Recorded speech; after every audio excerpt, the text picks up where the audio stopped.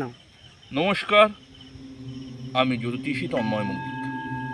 আমি আবার আপনাদের সঙ্গে হোয়াটসঅ্যাপে যুক্ত হলাম জ্যোতিষ সম্পর্কিত একটি ইন্টারেস্টিং টপিক নিয়ে কথা বলার জন্য।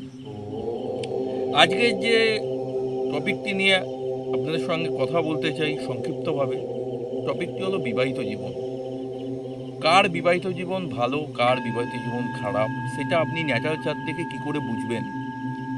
অনেক জ্যোতিষ বন্ধুগণ মাঙ্গলিক দোষ নিয়েই কথা বলে। মাঙ্গলিক দোষ কাকে বলে?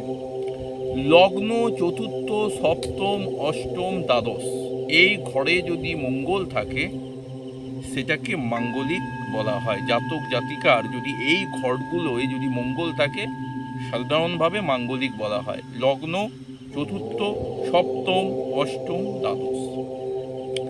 কিন্তু এটা একটা সম্পূর্ণ ভুল ধারণা যে মাঙ্গলিক হলেই তার বিবাহিত জীবন খারাপ হবে।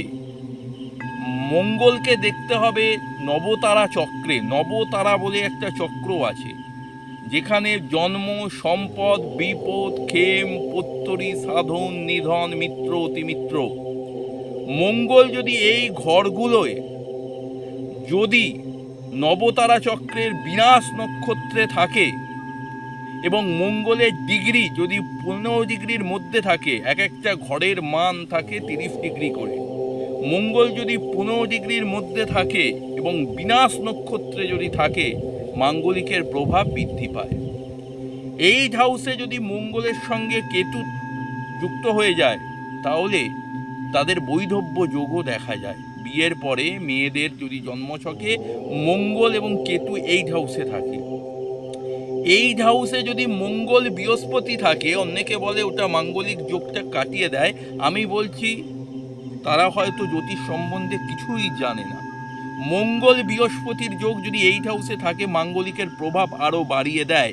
বৃহস্পতি মানে হচ্ছে বৃহৎ, যার পতি সেই হচ্ছে বৃহস্পতি। তাহলে এইট হাউসে মঙ্গল বৃহস্পতির যোগ থাকলে বিবাহের পরে আপনার ঝুট ঝামেলা অশান্তি তৈরি হবেই। স্বামী স্ত্রীর মধ্যে কোনো মিসআন্ডারস্ট্যান্ডিং সবসময় চলতেই থাকবে।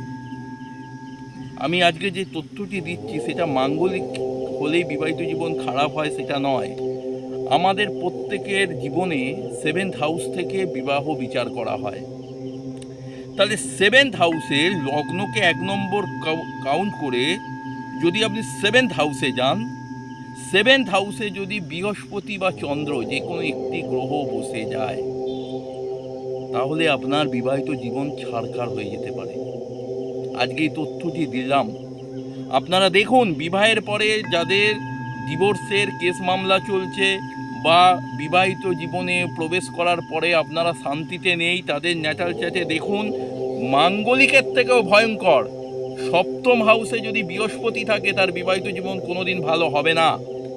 এবং 7ম হাউসে যদি চন্দ্র থাকে দেখবেন উচ্চশিক্ষিত মেয়ে, যোগ্যতা সম্পন্ন মেয়ে 36, 38, 40 বছর হয়ে যাচ্ছে, তার বিয়ে হচ্ছে না। 7ম হাউসে তার চন্দ্র মানে তার মা বাবার সঙ্গে তার জীবন কাটবে। 7মে বৃহস্পতি থাকলে আবেগে পড়ে বিয়ে করে নিয়েছেন, কিন্তু তারপরে আপনার জীবন ছাড়খাড় হয়ে যেতে পারে। আজকে বিবাহিত জীবন নিয়ে কিছু সংক্ষিপ্তভাবে বললাম। যারা আমার সঙ্গে যোগাযোগ করতে চান, আমার নাম তন্ময় মৌলিক। আমার ফোন নাম্বার 877423 132। এই নাম্বারে যোগাযোগ।